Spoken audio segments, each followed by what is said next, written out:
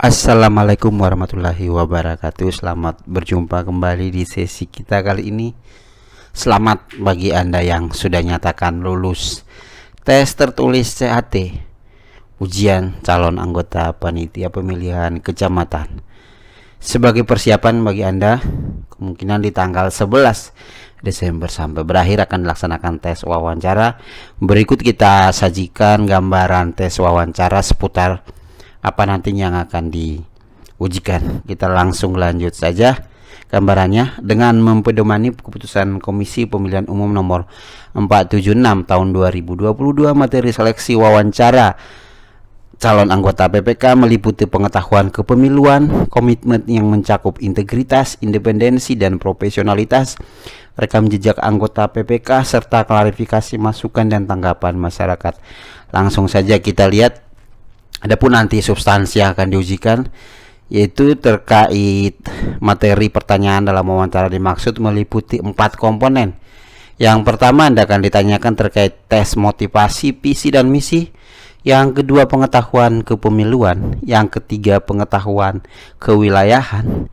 Dan yang keempat terkait skill, bakat, dan minat. Langsung kita kupas satu persatu sebagai gambaran. Yang pertama, tes motivasi, visi, dan misi. Untuk hal ini kemungkinan nanti akan Anda ditanyakan beberapa pertanyaan yang perlu Anda siapkan sebelum wawancara. Yang pertama, kemungkinan Anda bisa ditanya ataupun seputar terkait dengan apa motivasi Anda ikut seleksi PPK ataupun nanti PPS pada pemilu 2024 nanti. Tentu hal ini akan Anda coba jelaskan juga kenapa Anda ikut bergabung, ikut melamar seperti itu. Kemudian dilanjutkan dengan seperti gambaran.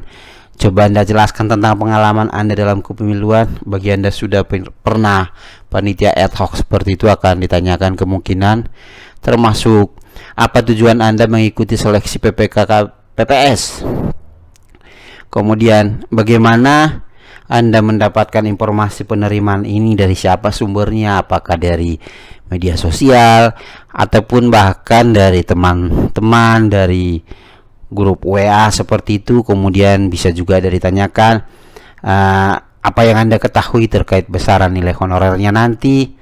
Kemudian ditanyakan kegiatan Anda saat ini sebelum bergabung, dan jika terpilih bagaimana dengan pekerjaan Anda sebelumnya, apakah Anda tinggalkan atau seperti apa, apakah Anda bisa bekerja sepenuh waktu.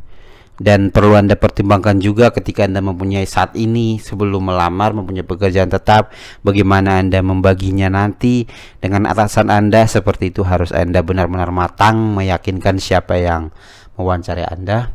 Kemudian sebagai PPK nantinya Anda bisa bekerja sepenuh waktu seperti sudah saya sebutkan tadi. Kemudian rencana yang Anda akan lakukan ketika Anda terpilih, apakah Anda semacam target gitu, seperti itu sesuai dengan ketentuan yang sudah diatur. Kemudian apakah Anda pernah dirawat di rumah sakit, apakah Anda riwayat penyakit. Hari ini kenapa ditanyakan ya, mungkin terkait dengan COVID-19 karena berkaca pada pemilu 2019 banyak ditemukan badan ad hoc baik itu PPK, PPS khususnya KPPS yang meninggal karena kelelahan dalam menjalankan tugas, ya terlepas dari penyakit, latar belakang penyakit yang sudah dideritanya terlebih dahulu. Makanya ketika Anda dalam tes 2024 beberapa waktu yang lalu, Anda harus diperiksa kesehatan dari rumah sakit dengan mencantumkan berapa kadar gulanya, kolesterolnya, dan sebagainya. Kemudian risiko jika sebagai penyelenggara pemilu, bagaimana risiko tersebut mungkin Anda akan ditanyakan. Kemudian apakah Anda mengetahui kejadian yang menimpa petugas pemilu KPPS PPK pada 2019 seperti sudah saya jelaskan tadi, apakah karena faktor kecapean, kelelahan seperti itu, dan bagaimana pendapat Anda tentang hal ini. Ini nanti yang akan menjadi pedoman ataupun menjadi semacam, bisa menjadi gambaran terkait dengan tes motivasi, visi dan misi dari 4 komponen yang sudah dijabarkan tadi. Ini komponen pertama, ada beberapa item yang perlu Anda pelajari dan Anda siapkan. Selanjutnya Anda ikut juga nanti tes pengetahuan kepemiluan. Ini macam-macam nanti jenis-jenisnya, namun bisa juga kita buat gambaran seperti ini. Bisa Anda ditanyakan, coba sebutkan undang-undang yang mengatur pemilu dan pemilihan. Undang-undang pemilu pemilihan, apa beda pemilu pemilihan? Mungkin di beberapa soal yang sudah kita bahas sebelumnya, bahwa undang-undang pemilu diatur 17 2017 nomor 7 tahun 2017 seralat, kemudian untuk pemilihan 10 2016 dan perubahan terhadap undang-undang sebelumnya seperti itu. Jadi Anda harus bisa membedakan apa itu pemilu, apa pemilihan. Pemilu mungkin lebih kepada legislatif termasuk presiden, pemilihan adalah pemilihan kepala daerah, gubernur, wakilnya, bupati, wakilnya, dan wali kota. Kemudian bisa juga ditanyakan berapa kali Indonesia sudah melakukan pemilu secara langsung. Di pembahasan soal-soal sebelumnya mungkin ada kita buat juga seperti itu, dimulai dari 2004 seperti itu. Dan Anda harus juga urutkan 2004 rezim pemilu, 2009, 2014, 2019, dan nanti 2024 yang secara langsung. Mungkin ini perlu Anda pahami, Anda ketahui. Kemudian tahun berapa pemilu pertama? Pemilu pertama apakah maksudnya waktu masih zaman Orde Lama? Kemudian pemilu langsung yang pertama dilakukan tahun berapa? Mungkin pemilu 2004 seperti itu. Yang secara langsung harus Anda pahami, bisa bedakan pemilu pertama dan pemilu pertama kali dilakukan secara langsung, di mana rakyat memilih sendiri wakilnya seperti itu. Kemudian bisa juga Anda ditanyakan pasangan calon presiden wakil presiden yang pernah ada mulai dari 2004, 2019, 2004, 2009, 2014, 2019 seperti itu. Kemudian kapan pemilu dilaksanakan untuk 2024? Bisa saja 2019 ditanyakan kapan pemilu dilaksanakan. Untuk pemilu 2014 pemilu ya, harus ditekankan pemilu. Bedakan dengan pemilihan juga, pemilu dan pemilihan sama-sama dilaksanakan 2024. Bedakan pemilu pemilihan. Sekali lagi saya tekankan, bedakan pemilu sama pemilihan, termasuk undang-undang yang mengaturnya dan tanggal pelaksanaannya nanti di 2024 harus Anda pahami. Bisa dicari sumber-sumber referensi seperti di Google ataupun di semacam tulisan-tulisan media terkait kepemiluan. Kemudian ini nih yang baru kemarin diluncurkan sekitar awal Desember, maskot pemilu 2024. Apa maskotnya? Apakah itu maskot yang laki-laki sama maskot perempuan? Kalau coba dibuka medsos KPU pasti akan menjadi background atau DP-nya mereka itu dibuat maskotnya apa itu. Apakah surah, suluh? Coba dicari. Sama jingle pemilunya apa di 2024, di 2019 maskotnya seperti itu. Anda harus catat dan pahami juga terkait hal ini. Ini terkait dengan pengetahuan Anda di kepemiluan. Kemudian bisa ditanyakan berapa parpol pada pemilu sebelumnya 2019, termasuk berapa partai lokal. Nomor 11, sebutkan tahapan pemilu. Ini kebetulan di nomor 11 tahapan pemilu juga ada 11 item. Bisa dicek di Undang-Undang nomor 7 2017 seperti itu. Dan tahapan ini juga bisa dilihat di peraturan KPU nomor 3 2022 tentang tahapan program jadwal pemilu 2024. Bisa Anda cek di sini. Ada 11 komponen. Lanjutkan dengan apa tugas, kewenangan, dan kewajiban PPK, PPS, KPPS. Ketika Anda sebagai PPK, cek di Undang-Undang 7 2017. Bedakan antara tugas, jangan sampai terkecoh di sini ya. Tugas, kewenangan, kewajiban. Ada 3 komponen yang berbeda. Coba diperhatikan. Kemudian bisa juga ditanya partai politik pemilu 2019 yang lolos di Senayan. Yang ikut dapat kursi DPR RI. Ada 9 partai Senayan. Bahkan di soal-soal pembahasan juga kita sering sebutkan ya. Bisa dicek di sumber-sumber referensi untuk jadi catatan. Kemudian berapa banyak anggota KPU? Bisa ditanyakan KPU pusat, KPU provinsi. KPU provinsi juga ini ada dua tipe jumlah anggota KPU-nya ada yang 7, ada yang 5. Untuk provinsinya itu ada yang jumlahnya 7, jumlahnya 5 anggota KPU. Secara umum sih jumlahnya 5. Namun ada beberapa provinsi ini didasarkan pada kategori jumlah wilayahnya termasuk jumlah penduduknya seperti itu. Beberapa provinsi yang punya 7 seperti Sumatera Utara, kemudian Lampung, Banten, DKI, Jawa Barat, Jawa Tengah, Jawa Timur, Sulawesi Selatan, dan Papua. Selain itu nanti jumlahnya adalah 5. Terus berapa jumlah anggota KPU di kabupaten kota? Pahami juga siapa nama ketua KPU RI saat ini. Anda harus cobalah untuk mencari referensi sumber-sumber menguasai terkait dengan substansi ini. Kemudian bisa saja mengenai parliamentary threshold dan presidential threshold. Ini juga berkali-kali juga sudah kita bahas di soal-soal ya. Tapi tidak tertutup kemungkinan ditanyakan pas waktu wawancara. Namanya pengetahuan kepemiluan. Apa itu parliamentary threshold? Apa presidential threshold? Kalau parliamentary threshold ini kan terkait dengan kursi DPR RI seperti itu. Yang mana bagaimana mereka hal ini juga diatur juga terkait dengan presidential threshold. Terkait dengan presidential threshold ini adalah berapa jumlah kursi minimal atau jumlah suara sah untuk bisa mengusung calon presiden wakil presiden. Sedangkan parliamentary threshold ini, tapi untuk lebih jelasnya nanti bisa dicek di Google ya, ataupun di sumber referensi lain terkait dengan berapa persen perolehan suara secara nasional sebagai sebuah partai untuk bisa bergabung di Senayan berhubungan dengan nomor 13. Mungkin itu terkait gambaran pengetahuan kepemiluan. Kita lanjut ke soal berikutnya, mungkin substansi berikutnya pengetahuan kewilayahan. Ini jangan sampai lupa ya. Kewilayahan ini Anda juga harus pahami. Anda sebagai calon PPK, Anda bisa nanti juga ditanyakan ketika wawancara itu jumlah desa ataupun kelurahan di kecamatan Anda. Contohnya Anda melamar di Kecamatan Pagar Baru, contoh seperti itu.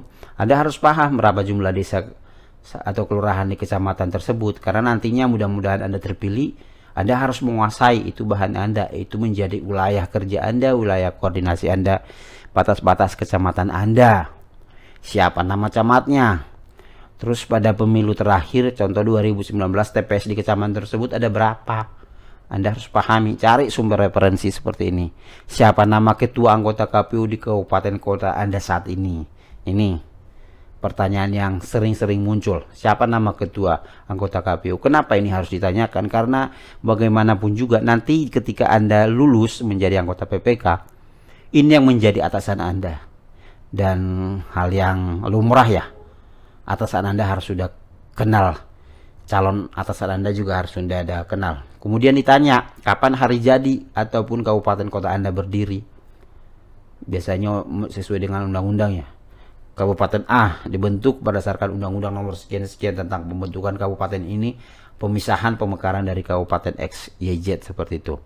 Kemudian tidak tertutup Anda ditanya, masuk daerah pemilihan mana pemilu DPRD kabupaten kota Anda, maksudnya ini kecamatan Anda ini, kecamatan Anda yang nanti Anda wakili menjadi wilayah kerja Anda, masuk daerah pemilihan mana di pemilu DPRD seperti itu. Kemudian di jumlah kursi DPRD di kabupaten Anda berapa kursi, berapa dapilnya, partai peraih kursi terbanyak juga ditanyakan. Bisa masuk juga ke DPRD provinsi kabupaten mana, kabupaten Anda ini masuk di dapil mana untuk DPRD provinsi, jumlah alokasi kursinya. Di DPR RI juga seperti itu, kabupaten Anda ini masuk di daerah pemilihan mana untuk pemilihan anggota DPR RI.